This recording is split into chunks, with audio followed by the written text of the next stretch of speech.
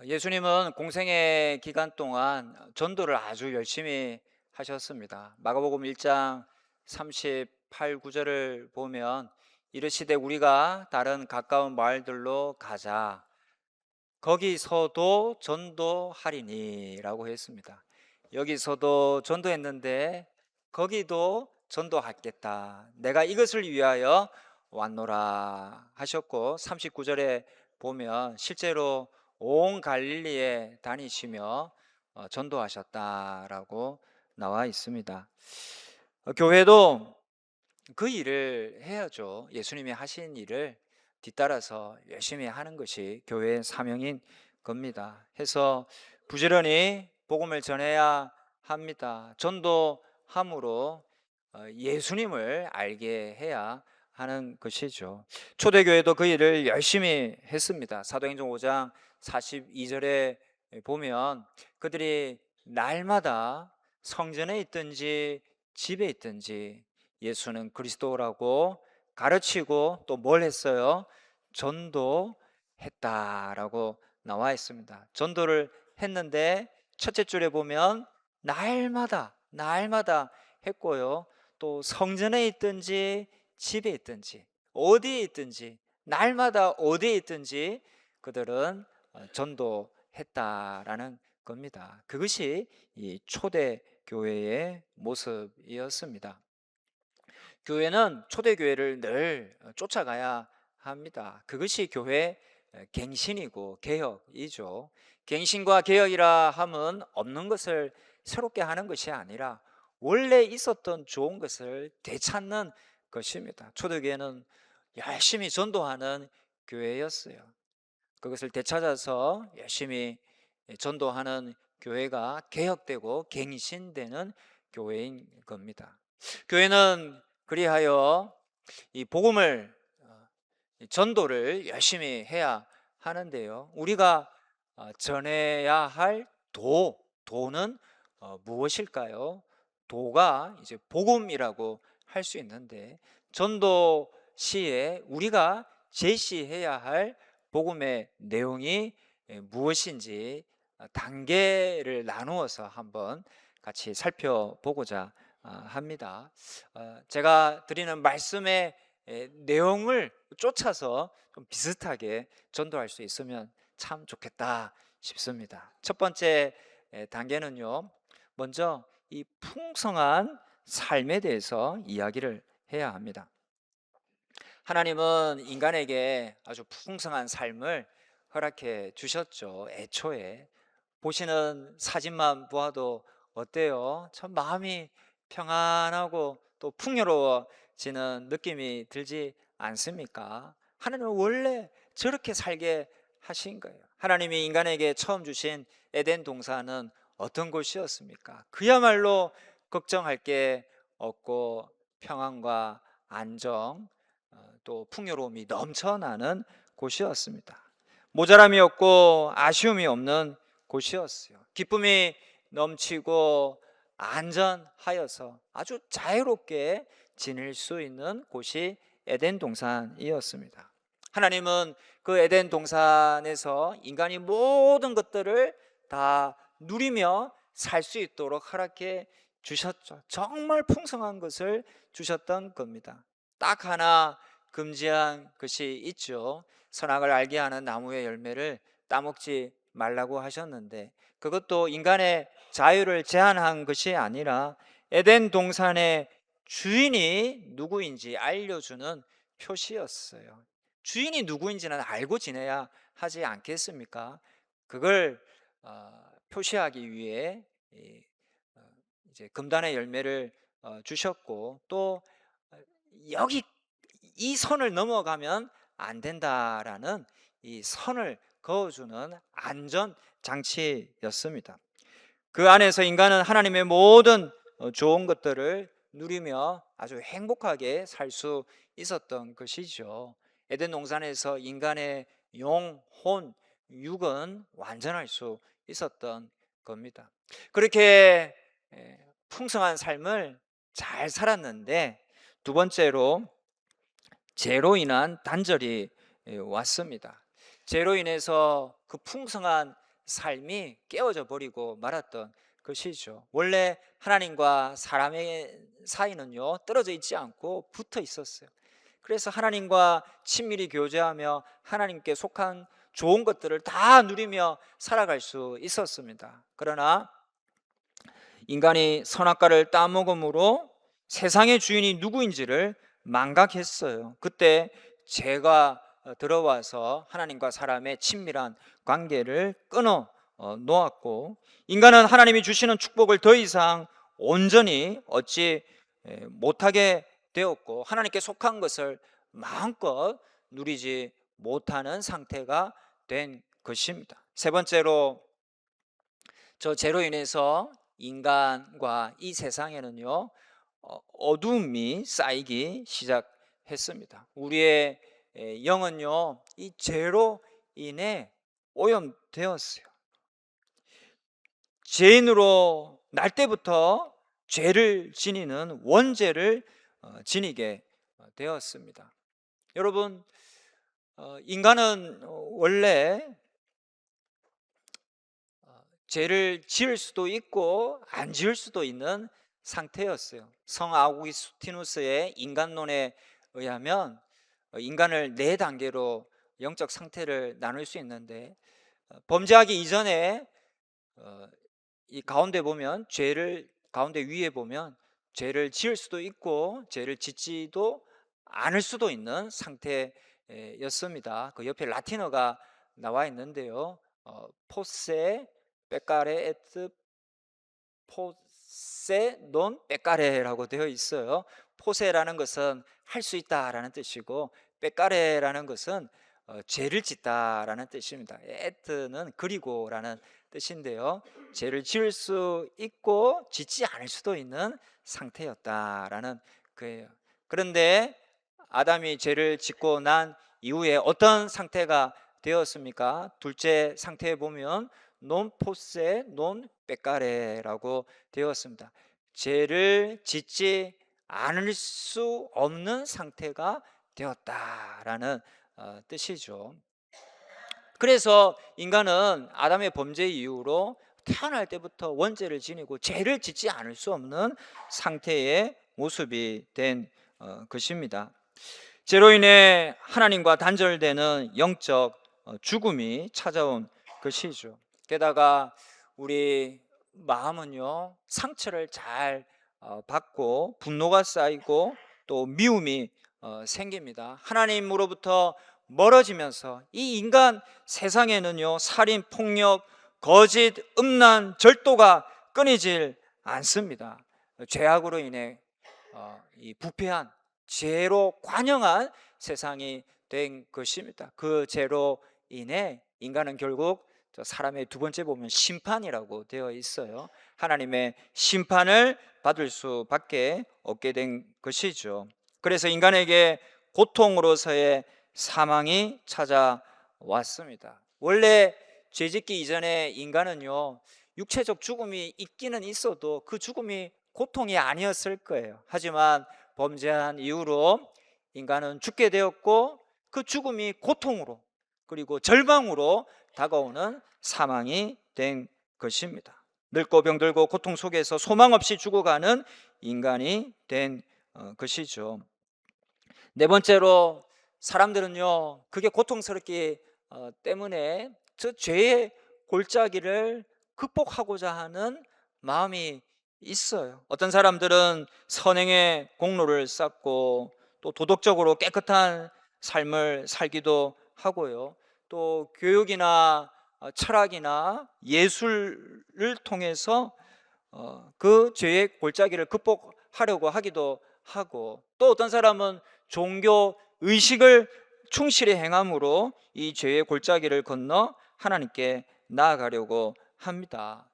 열심히 수고를 하고요, 어느 정도 이 성취도 맛보고 또 그것에 만족하기도 하지만, 여러분, 그것은 착각입니다. 그것은요, 그림자를 실체로 착각하는 것이죠. 강에 밤에 달이 비치지 않습니까? 그 강에 비친 달이 하늘에 떠 있는 진짜 달인 양 여기고 살아가는 것입니다. 그것이 우리에게 만족을 주고 기쁨도 줄 수 있지만 그건 진짜 달이 아니죠. 선행 종교 도덕으로 만족을 느끼고 있다면 그것은 이 강에 비친 달을 진짜 달로 여기고 착각하며 살아가는 것입니다.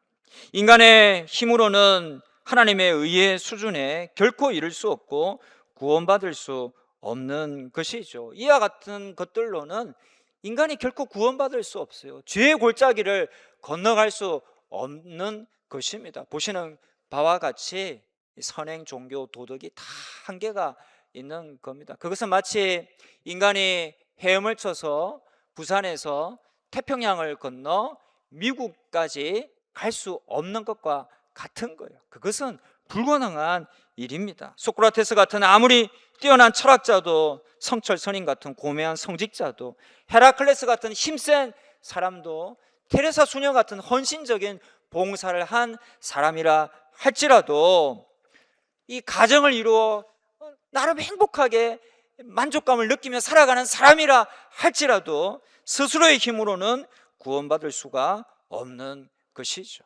인간은 그 누구도 또 어떤 노력을 해도 죄의 골짜기를 건너갈 수 없는 것입니다. 다섯 번째로, 인간의 힘으로는 구원받을 수 없으나 해결할 수 있는 한 길이, 유일한 길이 있습니다. 그 길은 바로 예수 그리스도이십니다. 우리 거짓을 말할 수 없고 진실만 말씀하시는 예수님이 말씀해 주셨어요. 요한복음 14장 6절인데요. 우리 같이 읽겠습니다. 예수께서 이르시되 내가 곧 길이요 진리요 생명이니 나로 말미암지 않고는 아버지께로 올 자가 없느니라. 아멘. 보시는 그림대로 예수님만이 죄의 골짜기를 건너가게 할 수 있는 유일한 다리가 되시는 겁니다. 여러분, 예수님은 이 세상에 죄가 없으신 유일한 분이셨죠. 죄가 없으시기 때문에 아버지께로 갈 수 있는 유일한 다리가 되시는 겁니다. 이 죄라는 것은요, 빚이라는 개념과 똑같습니다. 빚을 지고 있는 사람, 자기 빚도 갚지 못하고 있는 사람이 다른 사람의 빚을 대신 갚아줄 능력이 없죠. 그처럼 죄가 있는 사람이 다른 사람의 죄값을 대신 치를 수는 없는 것입니다. 인간 세상에 죄가 없으신 분은요, 아무도 없습니다. 예수님밖에 안 계신 거예요. 그래서 예수님만이 우리의 죄값을 대신 치르실 수 있는 유일한 자격과 능력을 갖고 계신 분이시죠. 그리고 그 예수님이 실제로 능력을 행하셨어요. 죄값을 치러 주셨던 겁니다. 인간의 죄값은요, 죽음입니다. 예수님이 십자가에서 피 흘려 죽으셨죠. 그래서 우리 죄값을 유일하게 능력이 있으신 분이 유일하게 치루어 주셨던 거예요. 또 예수님은 죽은 자 가운데서 사흘 만에 부활하시고 승천하신 유일한 분이셨습니다. 이것은 예수님만이 우리의 유일한 구원과 생명의 주가 되실 수 있음을 확실하게 보여준 사건입니다. 예수님은 죽으시고 부활하심으로 하나님께로 갈 수 있는, 구원 얻게 할 수 있는, 죄의 골짜기를 건너게 할 수 있는 유일한 다리가 되신 거예요. 여섯 번째로, 예수님의 십자가 죽음과 부활로 다리는 놓였고 또 예수님으로 말미암아 하나님께로 갈 수 있다는 약속도 주어졌습니다. 그런데 우리가 이 다리를 건너가지 않는 한 하나님께로 갈 수 없죠. 건너가지 않고 계속 사람 쪽에 있겠다 그러면요, 하나님의 좋은 것을 얻을 수가 없는 거예요. 건너가야만 하는 것입니다. 우리는 어떻게 하면 저 예수 그리스도라는 다리를 건너갈 수 있을까요? 그것에 대해서도 예수님이 명확하게 말씀해 주셨습니다. 요한복음 5장 24절 말씀인데요, 내가 진실로 진실로 너에게 이르노니, 이후 같이 읽겠습니다. 내 말을 듣고 또 나 보내신 이를 믿는 자는 영생을 얻었고 심판에 이르지 아니하나니 사망에서 생명으로 옮겼느니라. 아멘. 셋째 줄에 영생 얻었고 심판에 이르지 않고 사망에서 생명으로 옮겼다라고 했습니다. 저것이 하나님께로 속한 거예요. 하나님께로 어떻게 우리는 속할 수 있습니까? 어떻게 다리를 건너 하나님께로 갈 수 있나요? 우리 셋째 줄에 뭐라고 했죠? 둘째 줄에 뭐라고 했습니까? 내 말을 듣고 또 나 보내신 이를 믿는 자는 이라고 했습니다. 해답이 뭡니까? 말씀을 듣고 믿는 거예요.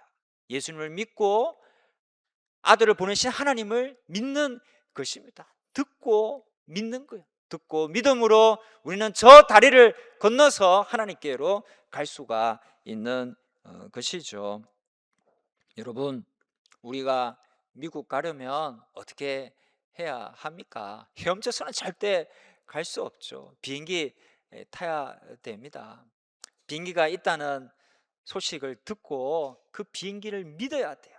믿고 그 비행기에 내 몸을 맡겨야 됩니다. 그러면 비행기가 알아서 나를 미국까지 데려다 주는 것입니다. 우리가 구원받기 위해서도요, 말씀을 듣는 거예요.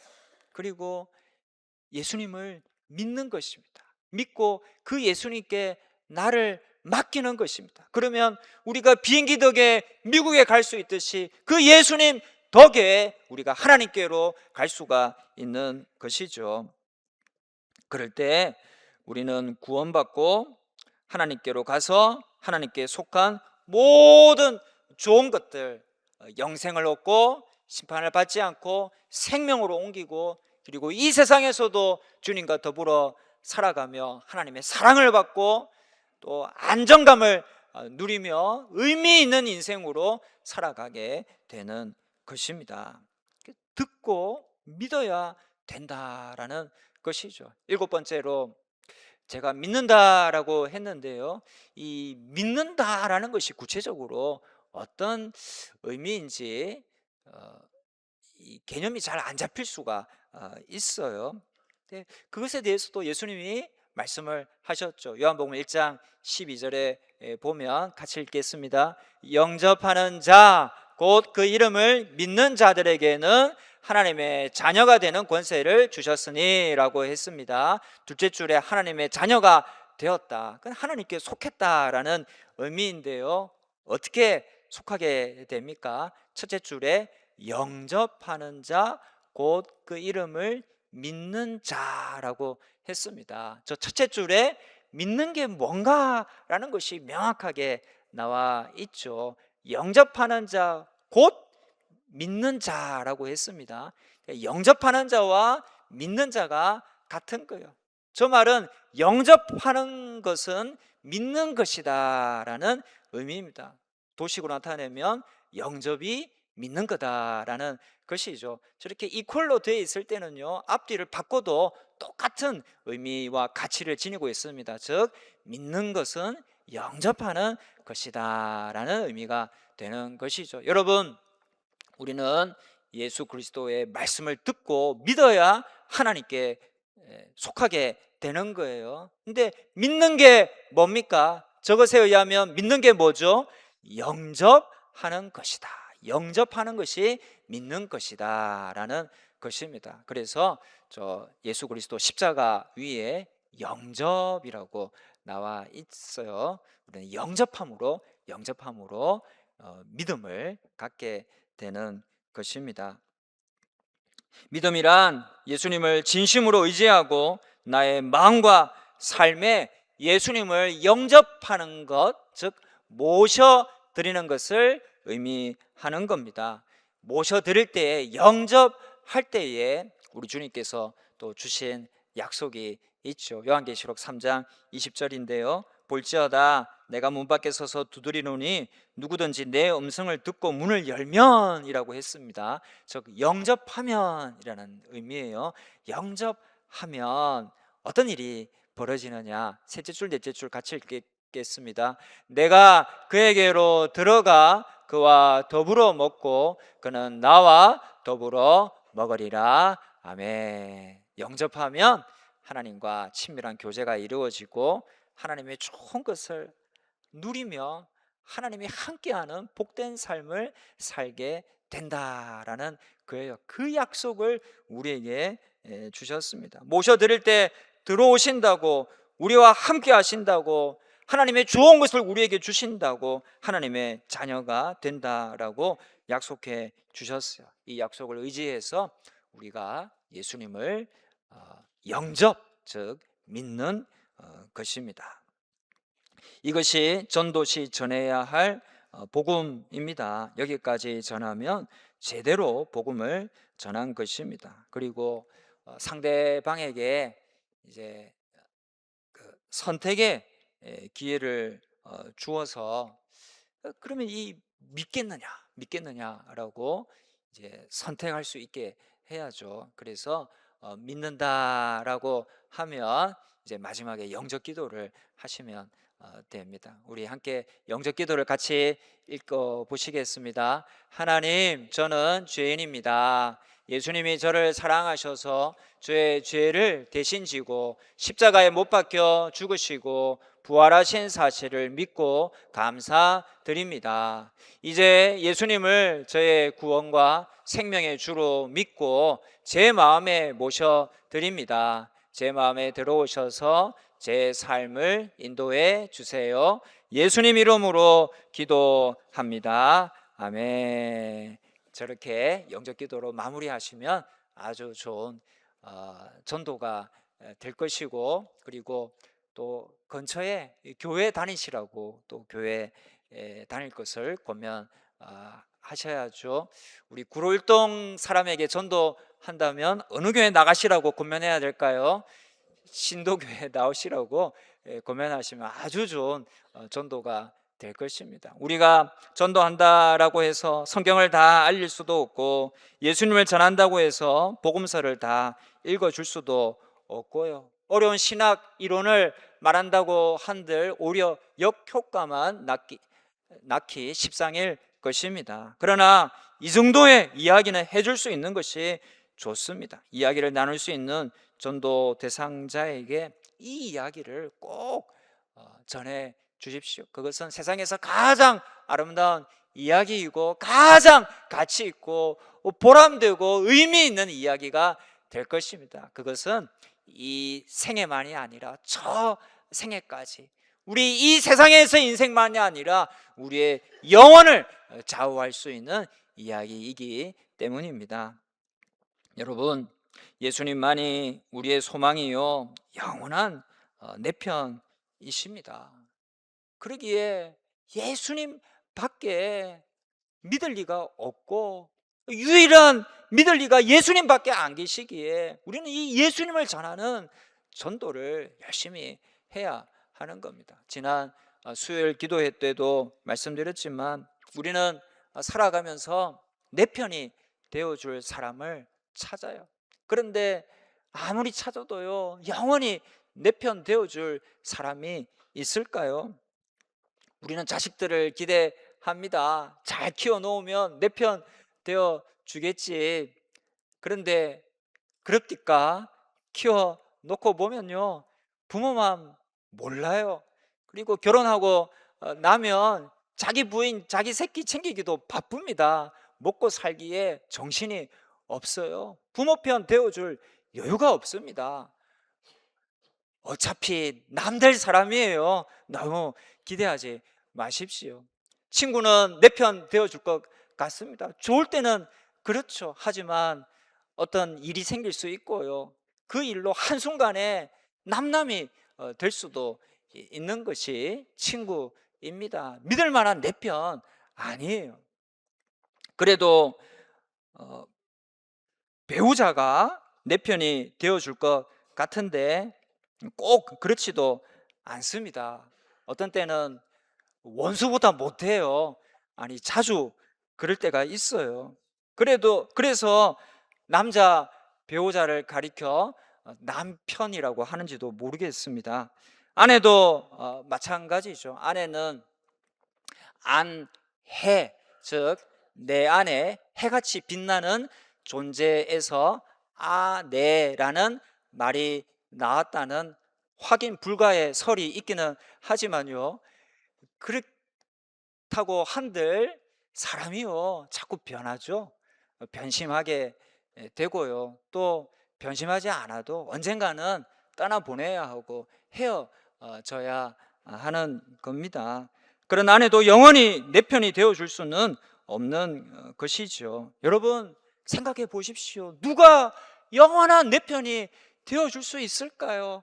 없어요. 결국 우리는 각자가 혼자서 하나님 앞에 서는 거예요. 마지막 숨을 혼자서 내쉬고 죽는 거예요. 누가 같이 나와 내 편이 되어서 같이 갈 사람은 없는 것입니다. 여러분, 아무도 없습니다. 그런데 오직 한 분 계시죠.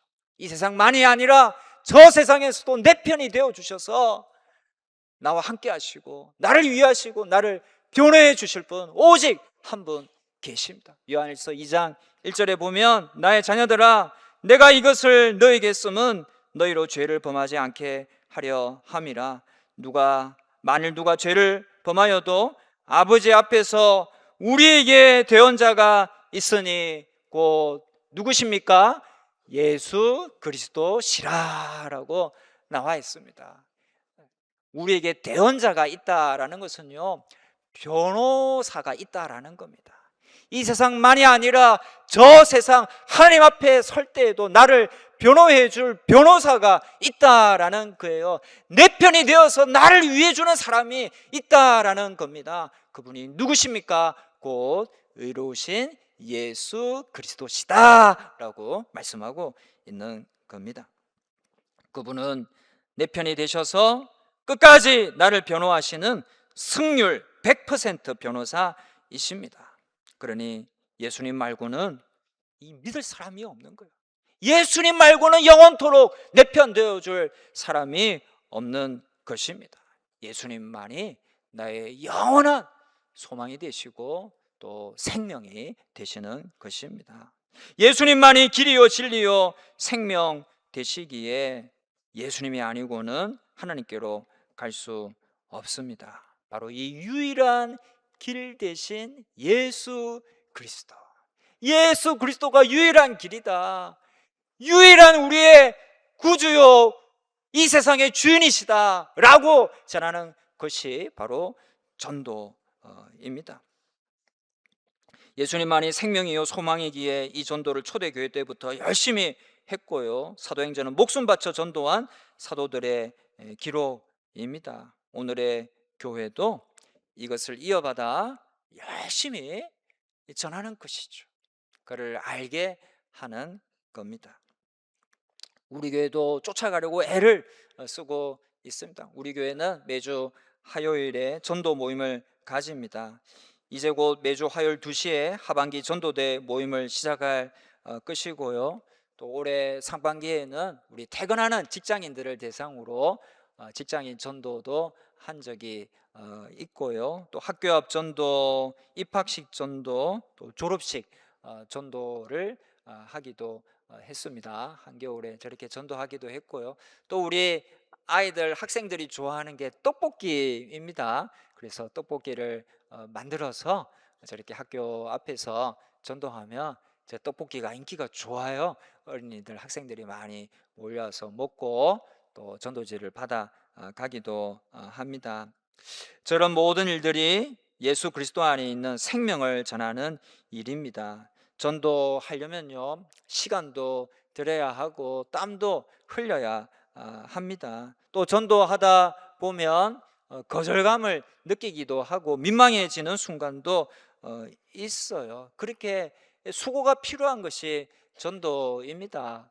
네, 전도하면요 또 보람이 있고요, 또 영혼 구원코자 하고 사랑하는 마음이 생깁니다. 가만히 있는 것보다는요, 나가서 전도하는 게 훨씬 좋습니다. 가만히 있으면요, 전도할 대상이 없어요. 그런데 나가서 전도하다 보면 전도 대상자가 많구나 하는 것을 느낄 수가 있고, 또 가만히 있으면 내 영이 죽고 식습니다. 그러나 전도하다 보면 내 영이 살아납니다. 생기 있게 변하고 신앙이 뜨거워집니다. 그래서 우리는 나를 위해서라도 이 전도에 열심을 내야 하는 것이죠. 제가 앞에서 제시할 전도 내용에 대해서 말씀을 드렸는데, 사실 저렇게 길게 말하기는 어려울 때가 대부분이죠. 그럴 때는요, 교회 한번 오세요. 또 예수 믿고 구원 받으세요. 하나님은 당신을 사랑하십니다. 이렇게 짧은 멘트라도 해주면 또 좋은 메시지가 되고요, 덕담을 주셔도 좋겠습니다. 오늘 하루 복된 날 되세요. 좋은 날 되십시오. 당신이 행복하게 지내기를 소망합니다. 이런 말도 얼마나 따뜻한 말입니까? 그런 식으로 우리가 전도를 하는 것이죠. 우리 교회는 예전에 빌립 전도를 통해 활발히 전도를 한 역사가 있습니다. 그때 많은 분들이 전도를 받아 우리 교회에 와서 또 복음을 듣기도 했어요. 그런 역사와 경험이 있기에 우리 교회는 이미 전도를 잘 할 수 있는 능력을 지니고 있습니다. 힘을 내어서 전도에 힘쓰는 우리 교회가 되면 좋겠습니다. 초대교회 때도 엄청 열심히 전도를 했어요. 예수님이 우리의 주인이요 그리스도라고 전했고, 길이요 진리요 생명 되시고, 이분 말고는 소망이 없기 때문에 죽자 살자 그분을 열심히 전하였습니다. 우리 구원과 생명의 주가 되시는 예수 그리스도이니까 얼마나 소중한 분입니까? 그분을 힘써 전했던 것입니다. 그래서 초대교회 때 많은 사람들이 그 복음을 듣고 전도받아 구원받고 새 생명을 얻었어요. 사도행전 2장 41절에 보면, 빨간 줄 같이 읽겠습니다. 이날에 신도의 수가 3,000이나 더하더라. 아멘. 우리 신도교회를 통해서도 예수 믿고 세례를 받는 신도의 수가 많아지면 좋겠습니다. 열심히 전도하면 그리 될 것입니다. 우리가 모이면요, 기도하고 예배 드리고 교제하고, 흩어지면요, 전도하는 거예요. 저를 따라 같이 해보십시다. 모이면 기도하고 흩어지면 전도하자. 기도하고 흩어지면 전도하자. 그런 마음을 가지고 우리가 평소에 전도에 힘을 쏟는 것입니다. 그 외에도 국내 선교에도 힘써야 합니다. 우리 교회는 여러 국내 선교지를 후원하고 있는데요, 주보에 보면 금서 지리산교회, 석정중앙교회, 참된 교회입니다. 이것은 이제 전라도 지역에 속해 있는 교회인데요, 노예와 협력해서 함께 이제 후원하는 미자립 농어촌 교회입니다. 그리고 한중 침례교회, 나눔교회, 온전한교회, 평화교회 같은 도시 미자립 교회를 후원하고 있습니다. 이 국내 선교지를 위해서도 여러분 기도해 주시기 바라고요. 이 외에도 한정혜 전도사님을 통해 부산 벽병원의 전도 활동을 돕고 있고, 또 올해부터 강원도에 있는 전우사랑 교회, 보시는 그림이 전우사랑교회에서 예배드리는 장병들의 모습이고요. 저 둘째 줄에 양복 입으신 분이 보이시죠? 저분이 군인들을 지도하시는 박상배 목사님이십니다. 올해부터 우리 교회가 후원하고 있는데요, 저런 이제 군 선교와 또 북한 선교, 우리 남한교회가 꼭 감당해야 할 사명이죠. 북한 선교에도 힘을 쏟아야 할 것입니다. 성도 여러분, 세상 사람들이 이 세상에서 아무리 잘 살고 행복하게 사는 것 같이 보여도 예수님을 모르고 믿지 않고 하나님의 자녀가 되어 있지 않다면요, 사실은 소망 없는 인생을 살아가고 있는 겁니다. 죄라는 바이러스에 걸려 죽을 운명의 사람들인 것이죠. 살려야죠. 근데 우리에게는 그들을 살릴 수 있는 약이 있습니다. 뭔가요? 구약하고 시작입니다. 굉장히 요긴한 약이에요. 이 약은요 다 예수 그리스도를 드러내는 것입니다. 이 약을 통해 예수 그리스도를 자꾸 알리는 겁니다. 예수님을 말하는 것이죠. 삶 속에서 교회 전도 활동을 통해서 도시, 농어촌, 병원, 군 선교 등을 통해서 예수님을 알리는 겁니다. 예수님은 그리스도시요 우리의 주님이시다. 이 세상의 창조주이시다. 예수님은 길이요 진리요 유일한 우리의 생명 되신다. 이 세상에서도 우리의 변호사가 되어 주시지만 저 세상 영원토록 내 편이 되어 주셔서 나의 변호사가 되어 주시는 유일한 분 우리 예수 그리스도이시다. 이것이 복음입니다. 이 복음을 전함으로 영적으로 죽어가는 생명을 다시 살려내는 우리 교회가 되고 저와 여러분 다 되시기를 주님의 이름으로 축원합니다.